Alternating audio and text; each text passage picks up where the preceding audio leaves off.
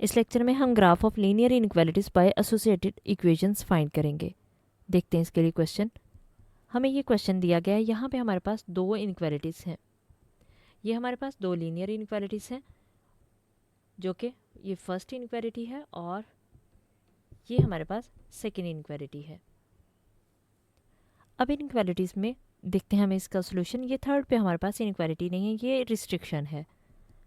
Solution देखते हैं। Solution में सबसे पहले हम एसोसिएटेड इक्वेशंस फाइंड करेंगे। तो यहाँ पे जहाँ पे इनइक्वालिटी यूज़ हो रही है वहाँ पे हम इक्वल का साइन यूज़ कर देंगे, यानी यहाँ पे इक्वल आ जाएगा और इसे हम इक्वेशन 1 और 2 का नाम दे देंगे। अब हम इनका एक्स इंटरसेप्ट फाइंड करते हैं। तो पहले इक्वेशन 1 में हम पुट करेंगे y इक्वल टू 0, क्योंकि हम एक्स इंटरसेप्ट फाइंड कर रहे हैं तो y इक्वल टू 0 पुट करते हैं। तो जहाँ पे y आ रहा है वहाँ पे 0 आ जाएगा, बाकी सारी वैल्यूज़ उसी तरह से।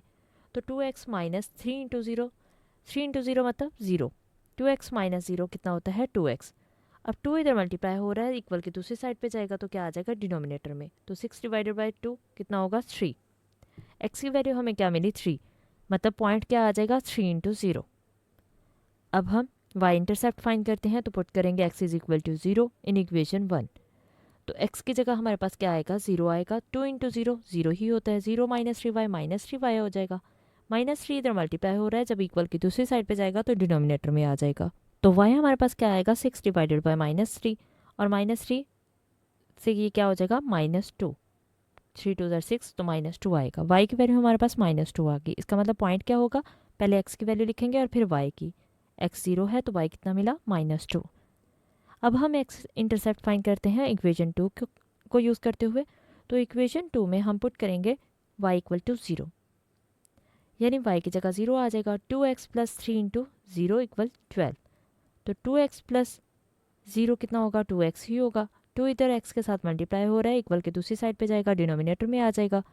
तो 12 डिवाइडेड बाई 2 कितना हो जाएगा, ये डिनोमिनेटर में 2 आया। 12 को 2 से डिवाइड किया तो कितना आ गया 6। x जब 6 है तो y कितना मिला 0, ये हमने पॉइंट बना दिया। अब हम y इंटरसेप्ट फाइंड करते हैं। तो हम पुट करेंगे x is equal to 0 in equation 2। तो जहाँ पे x आ रहा है वहाँ पे 0 आ जाएगा। 2 इंटू 0 प्लस 3y कितना होगा 3y। अब 3 इधर मल्टीप्लाई हो रहा है, जब इक्वल की दूसरी साइड पे जाएगा तो डिनोमिनेटर में आ जाएगा। तो 12 डिवाइड 3 कितना होता है 4 होता है, यानी y की वैल्यू 4 आ गई। तो पॉइंट क्या होगा 0 4, ये हमारे पास इसका पॉइंट आएगा। टेस्ट पॉइंट चेक कर लेते हैं। तो पुट करेंगे 0 0 इन इक्वेशन 1। पहले इनक्वालिटी 1 में चेक करेंगे तो यहाँ पे इक्वल का साइन नहीं लगाएंगे। अब x और y की जगह 0 पुट करेंगे। तो 2 इंटू 0 माइनस 3 इंटू 0 0 0 हो जाएगा दोनों। 0 माइनस 0 0 ही होता है, 0 लेस देन 6 आएगा। तो ये हमारे पास ट्रू है कि 0 छोटा होता है 6 से। इसका मतलब कि हमारे पास जो ग्राफ बनेगा इस इनइक्वालिटी का वो टुवर्ड्स द ओरिजिन साइड होगा। अब हम नेक्स्ट चेक करेंगे टेस्ट पॉइंट सेकेंड इनइक्वालिटी के लिए। तो 2x plus 3y less than 12 है, इसमें भी हम 0 0 पुट करेंगे। तो 2 इंटू 0 प्लस 3 इंटू 0, ये दोनों ही 0 हो जाएंगे। 0 प्लस 0 कितना होगा 0 हो जाएगा, 0 लेस देन 12। तो ये भी हमारे पास ट्रू आ गया कि 0 छोटा होता है 12 से।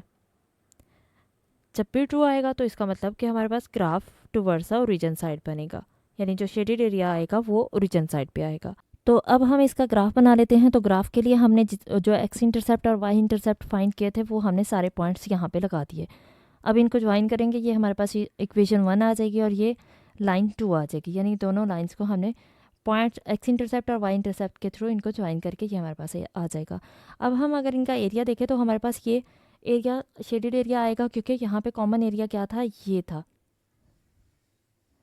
अगर हम कॉमन एरिया देखते हैं तो क्योंकि हमारे पास ट्रू हुई थी तो इसलिए ये नीचे की साइड पे आएगा, और ये भी ट्रू थी तो इसलिए ये ऊपर वाली साइड पे आएगा। लेकिन ये हर एरिया हमने माइनस कर दिया। ये हमने क्यों एरिया माइनस किया, क्योंकि ये हमें गिवन रिस्ट्रिक्शन थी कि x पॉजिटिव होना चाहिए, लेकिन x अगर पॉजिटिव है तो फिर यहाँ पे x नेगेटिव आ रहा है, तो इसलिए ये एरिया माइनस हो जाएगा। हमारे पास जस्ट ये ग्रीन लाइंस में जो एरिया आ रहा है यही एरिया आ जाएगा।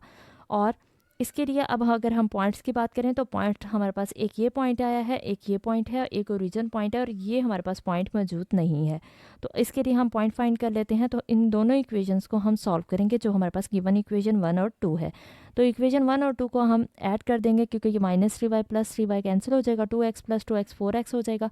4 उधर इधर मल्टीप्लाई हो रहा है, दूसरी साइड पे जाएगा इक्वल के, तो डिनोमिनेटर में आ जाएगा। तो इनकी कटिंग करने के बाद 9/2 आ जाएगा, यानी x की वैल्यू 9/2।